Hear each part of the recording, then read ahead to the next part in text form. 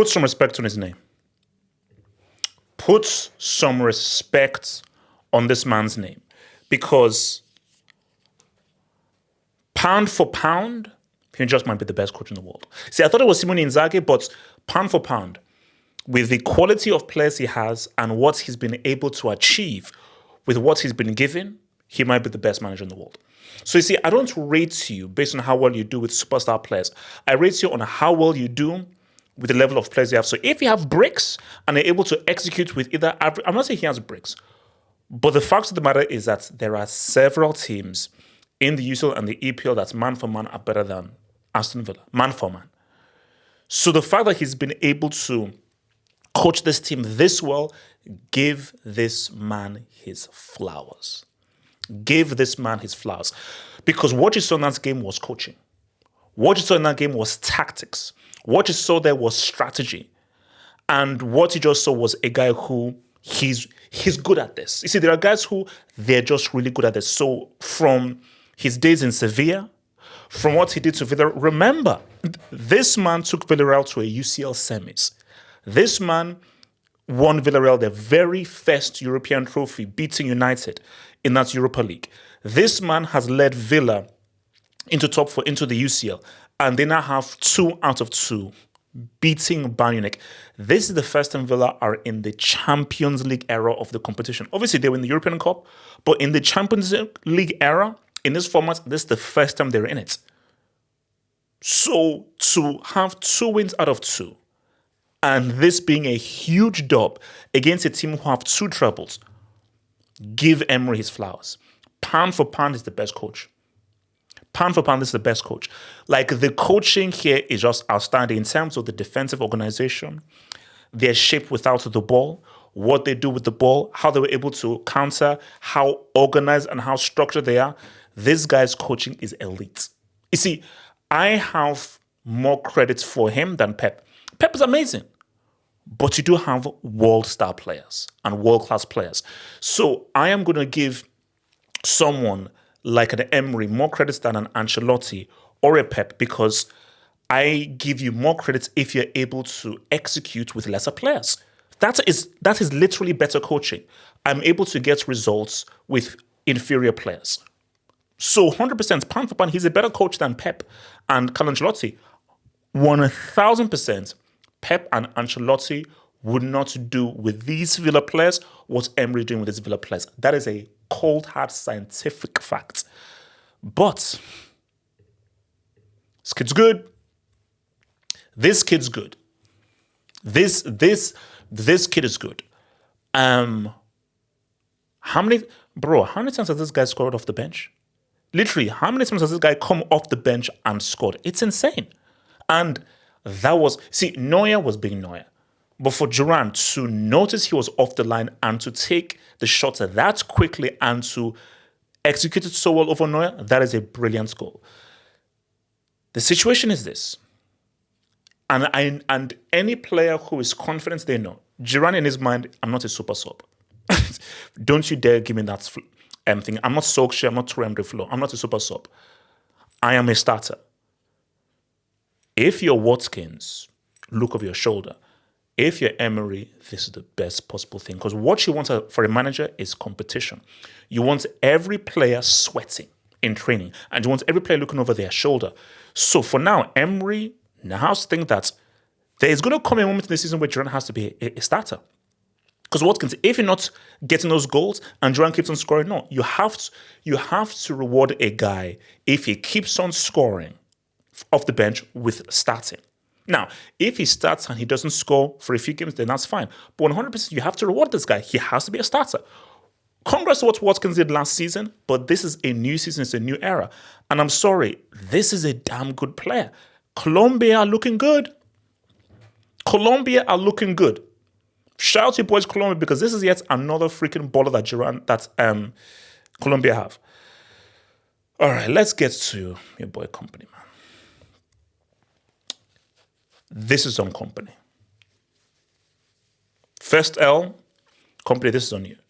First up, unless Musiala has a nuclear warhead protruding from his kneecap, he starts. If you are fit enough to be on the bench, you're fit enough to start. There was no reason whatsoever for Musiala not to start this game. That is the first thing. Why wasn't Musiala starting? We'll get back to Kompany. This might be the best signing of the summer. Yeah. Unless you can tell me someone else, Olise just might be the best signing of the summer. So if we acknowledge and we accept this is the best signing of the summer, how do we have a scenario where he comes off for one of the biggest bozos in Leroy Sané? Now, Kompany, maybe you've not got the memo, or maybe the memo came to you late, but Kompany, SOS. Leroy Sané is washed. Leroy Sané is finished. Leroy Sané is a bum. He should not play no parts in a freaking UCL game. Olise is incredible. Just his ability on the ball is outstanding. His ability is out of this freaking world. He has to be one of the signings of the summer. So, Kompany, how are you bringing him off for Sané and you keep on Serge Gnabry? Gnabry has not been relevant since COVID. Since that dude ate that bat in freaking Wuhan, Gnabry has not been relevant. So how... It is baffling to me that in 2024, Serge Gnabry and Leroy Sané are both on the pitch at the same time for Bayern Munich. That is a football sin. Gnabry and Sané should not be on the same pitch at the same time for Bayern Munich. No, that is a footballing sin. So for Kompany, it's definitely one for him to learn where and maybe he got it from Pep, don't overthink this. Why couldn't you just go with the exact same lineup that you had against Leverkusen where you played well? So I don't know whether he was trying to counteract Villa or trying to forget what Villa are doing. You are Bayern Munich. You are the superior team. You impose your game onto them. You don't change your lineup for Villa. That's what Emery should do. And I'm sure for Emery, completely they changed their approach knowing that it was Bayern. The inferior team, they changed their tactics to counteract the superior team. The superior team is no. We maintain our tactic and we dictate it unless during the game you force us to change our tactic. But from minute one, oh no, we don't change. You have to change because you're the inferior team. So, because I just feel that the lineup the starting lineup wasn't right because Musiala should have started. The substitutions were so wrong. The substitutions were just so wrong. So Kompany, this is on him. This is on him. Because tactically, they didn't ask enough questions of Villa.